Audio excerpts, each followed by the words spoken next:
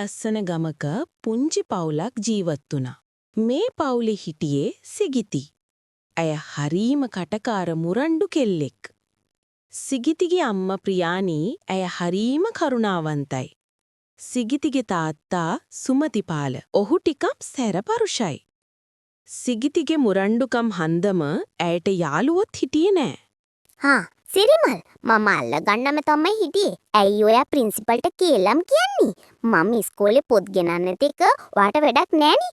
අනුන්‍ය දේවල් හොයන්න තෝ පාඩුවේ ඉන්නවද මෙතන? හා පිස්සුද සිගිති ඔයාට? මොන කෙහෙල් මලක්ද මේ?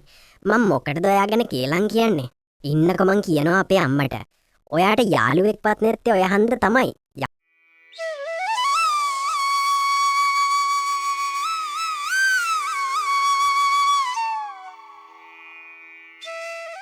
මොනාදනේ මේ උයලා තියෙන්නේ? මස් කෑල්ලක්වත් නැහිනේ. හැමදාම එකම ටිකනි කන්න තියෙන්නේ. අර සප්පු මල්ලෙක් එක කෑම වර්ග අරන් එනවා. මං තමයි මේ මෙලෝකේ රහක් නැති ඒව අරන් යන්නේ. සිගිති මොකද මේ වෙලා තියෙන්නේ? ඉස්කෝලේ ගිහින්නුත් හැමදාම මොකක් හරි නඩුවක් අරන් එනවා ගෙදර. ගෙදරත් මුරණ්ඩු වෙනවා. කන්න බෑ නම් තියලා නිකන් ඉන්නවා. අම්මයි මායි කොච්චර දුක් විඳලාද ගෙදරට කන්න ටික ගේන්නේ. හරි දැන් ගිහින් කන්නකෝ ගිහින්. මගේ කෙල්ල ආයෙ එහෙම කරන එකක් නෑ. දැන් කන්න සාලෙට ගිහින්. ඔයාගේ ඔය හුරතලය හන්ද තමයි සේරම. ඔන්න ඉතින් අදත් වෙනද වගේම සිගිතිගේ හිතුවක්කාර වැඩක් තාත්තට ආරංචි වෙලා. අම්මගේ හුරතලේ නිසා සිගිති හැමදාව තාත්තගෙන් බේරනවා. අනේ සිගිති පිස්සු දානේ ඔයාට. ඔය ගල අයින් කරන්න. ආව් රිදෙනවා. ඉන්නකෝ මං ගෙදර ගිහින් කියනවා. හැමදාම මොකක් කරි කරනවා. සිගිති කෝ මේ ළමයි මෙහෙනවලා හැමදාම මේ ළමයා ඕනේ නැති වැඩක්මනි කරන්නේ. කෝ අර ඉන්නේ එනවා මෙහාට. දෙමෝපියන්ගේ නමත් කනවා මේ කෙල්ල. මොකද්ද සිගිති ඔයාට වෙලා තින්නේ? ඇයි නික්කරුනේ අනිත් ළමයි එක්ක රණ්ඩු වෙන්නේ? ඔයාගේ අම්මයි තාත්තයි කොච්චර මහන්සි වෙලාද මේ ඉස්කෝලේට ඔයාව දෙන්නේ? අද මං කෝල් කරනවා ඔයාගේ ගෙදර කට්ටියට. මං මොකුත් කළේ නෑ ටීචර්. සප්පුමල් තමයි මුලින්ම පටන් ගත්තේ. මට ගහපු නිසා ඉතින් මාත් ගැහුවා. හලෝ මිස් ඔව් සිගිතිගේ තාත්තා තමයි. හරි මිස් එන්නම්මා. ඔව් පුදුවන් දැම්ම එන්න.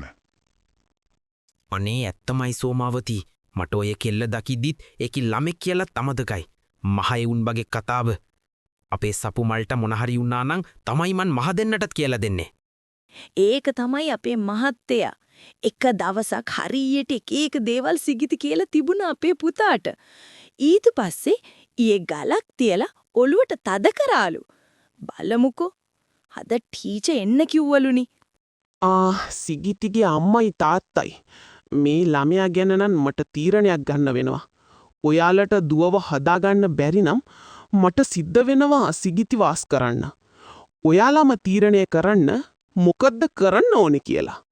සපුමල්ගේ ඔළුවටත් ගලකින් ගහලා ඒ දෙමව්පියෝ මොනම කරයිද දන්නේ නැහැ. ඔන්න අදත් සිගිතිගේ මේ මුරණ්ඩු වැඩ නිසා සිගිතිගේ අම්මයි තාත්තයි ඉස්කෝලේට ගියා. සිගිති නිසා හැමදාම ගමේ මිනිසුන්ගෙන් වගේම ඉස්කෝලේනුත් සිගිතිගේ තාත්තා බැනුම් අහනවා. මේ විදියට කාලේ ගෙවි ගියා. දවසක් සිගිතිගේ අම්මයි තාත්තයි කැලේට ගියා දර කපන්න.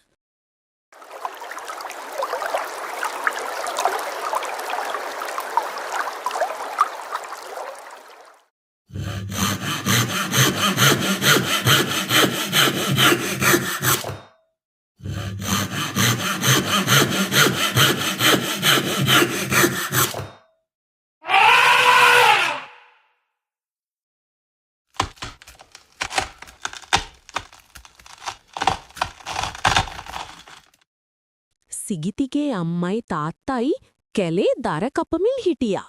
හදිස්සියේම වල්ලලියෙක් එතනට ආවා. ගමේ මිනිස්සු නොහිටින්නා සිගිතිගේ අම්මයි තාත්තයි මිය යන්න තිබුණා. සිගිතිගේ අම්මයි තාත්තයි ලෙඩ ඇදට වැටුණා. ගමේ අය උදව් කළා. සිගිතිට කොච්චර අකමැටි වුණත් ගමේ අය සිගිතිව බලාගත්තා. අම්මේ අනේ මට සමා වෙන්න. ඇයි සිගිති ඔයා නිසා නෙවෙයිනි මේක උනේ. ඇයි ඔයා දුක් වෙන්නේ? බලන්න ගමේ අය කොච්චර ආදරෙයිද? මින් පස්සෙවත් හිතුවක් කරනවේ ඉන්න. හරි අම්මේ. මං සෝමවති නැන්දගෙනුයි සපුමල්ගෙනුයි මං සමාව ගන්නම්. තාරේ එහා ගෙදර මල්ලිවත් මං එදා තල්ලු කළානි. මං ආයේ මුරණ්ඩු වෙන්නේ නෑ අම්මේ. ඉස්කෝලෙනුත් මන් නිසානි තාත්තා බැනුම් ඇහුවේ. ආයේ මං එහෙම කරන්නේ නෑ. ඇයි සිගිති අක්කේ අඩන්නේ මොකද උනේ? ඔයාගේ අම්මටයි තාත්තටයි දැන් හොදයිද අක්කේ? මං තරහ නෑ අක්කත් එක්ක. නෑ දත් මං ඔයාව තල්ලු කළානි. මට සමාවෙන්න නැන්දේ. ආයේ මං එහෙම කරන්නේ නෑ. අම්මයි තාත්තයි හොද වෙනකන් ඔයාලනි මාව බලාගත්තේ. මං යනවා නැන්දේ. සපුමල් තරහ වෙලාද දන්නේ නැහැ. හාමිනේ බලන්නකෝ අපේ දුව සිඟිති වෙනස් වෙලානි.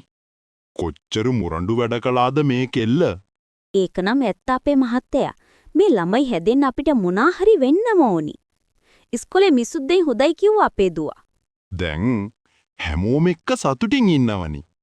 ගොඩ කලෙකින් කිසිම නඩුවක් අරන් ආවේ නෑ ගෙදරට. මට නම් හරි සන්තෝසයි හාමිනේ. සිගිති තීරුම් ගත්තා තමාගේ මුරණ්ඩුකම් නිසා තමයි තමන්ට යාළුවෙක්වත් නැත්තේ කියලා. ඇය තීරුම් ගත්තා අදින් පස්සෙවත් අම්මටයි තාත්තටයි කීකරු වෙලා ඉන්න ඕනි කියලා. හැමදාම ඉස්කෝලේදී රණ්ඩු කරන සපුමල් ගෙනුත් සමාව ගත්තා. ටික දවසක් යද්දි සිගිතිගේ අම්මයි තාත්තයි සනීප වුණා.